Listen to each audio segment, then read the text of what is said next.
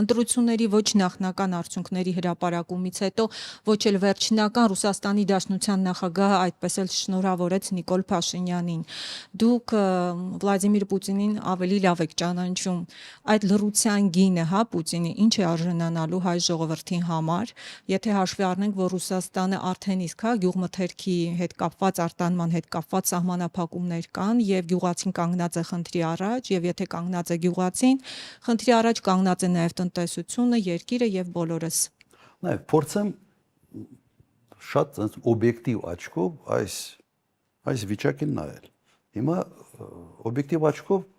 ավելի ճիշտ միգուցե այլ ձևակերպում տամ, փորձենք Ռուսաստանի աչքով նայել այս իրավիճակին։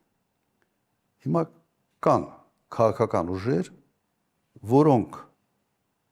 համարում են, որ Ռուսաստանի հետ պետք է ունենա լավ հարաբերություններ։ Եվ ես չեմ ընդունում բառը ռուսամետ, ոչ ռուսամետ, արևմտամետ։ Հայաստանի շահերից է բխում, պետական շահերի, հայ ժողովրդի շահերից է բխում, ունենալ լավ հարաբերություններ։ Համենայն դեպս քանի անգամ ասել ենք, որ Ռուսաստան, արևմուտք, լարված հարաբերությունների արանքում չհայտներ, դա իսկապես բխում է Հայաստանի Հանրապետության շահերից։ Հիմա կան քաղաքական ուժեր, որոնք ասում էին, պետք է լավ հարաբերություններ ունենալ Ռուսաստանի հետ։ Եվ հենց այդ քաղաքական ուժերի նկատմամբ կիրառվել է անհամաչափ բռնաճնշումներ։ Հիմա Ռուսաստանում գտնվող օրինակ պետական գործիչը կամ ղեկավարը կամ որևէ մեկը կամ Ռուսաստանի քաղաքացին, որը հետաքրքրվում է քաղաքականությամբ, տեսնում է ինքը հետևյալ պատկերը, որ հայ ժողովրդին հնարավորություն չեն տալիս ընտրության ճանապարհով ընտրել այնպիսի քաղաքական ուժեր, որոնք կողմնակից են Ռուսաստանի հետ լավ հարաբերություններ ունենալ։ Պարզ բան եմ չի ասում։ Ըստ էության իրենց աչքով եթե վիճակին նայենք, բոլոր այն ուժերը, որոնք հայ կրկնեմ այդ միտքը, որոնք հայ-ռուսական հարաբերությունների զարգացման վերաբերյալ ունեն շատ դրական մոտեցում, այդ ուժերը ենթարկվել են լուրջ ճնշումների։ Եվ վերջապես այս ընտրությունները չեն կարող լեգիտիմ համարվել միայն ուրիշ բան էլ չլինի, միայն այդ կենտրոնական ընտրական հանձնաժողովի վերջի այս որոշման առերևույթ բացահայտ ապօրինություններ։ Հիմա պատկերացրեցիք, չէ, հիմա Ռուսաստանի նախագահը պետք է չէ մտածի, ասի այստեղ իշխանությունը ապօրինի կերպով բռնաճնշումներ է գործադրում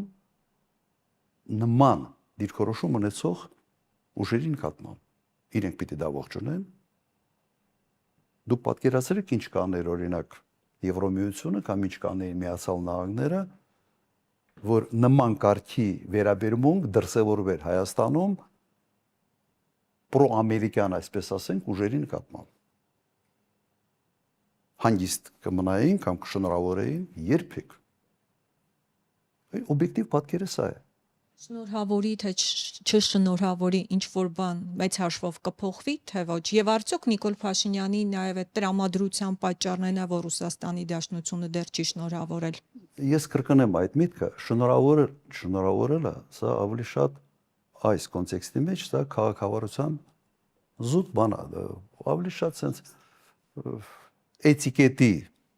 sense միջպետական հարաբերությունների էտիկետի դրսևորում լինելու։ Եթե քո քաղաքականությունը չփոխվի, ուրեմն Ռուսաստանի դիրքորոշումը մնալու է նույնը։ Մի քիչ ավելի խիստ, մի քիչ ավելի մեղ, բայց մնալու է նույնը։ Որովհետև ուղղակի Ռուսաստանի մոտեցումը հետևյալն է։ Հայաստանը գնում է դեպի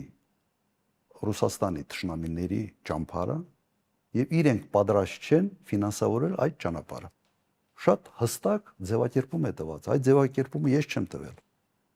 Ռուսաստանի պաշտոնյաներն են տվել։ Եվ սա անհետևանք չի կարող մնալ, պետությունները այլ կերպ չեն աշխատում։ Սա, այսպես ասենք, սենտիմենտալ դաշտից պետք է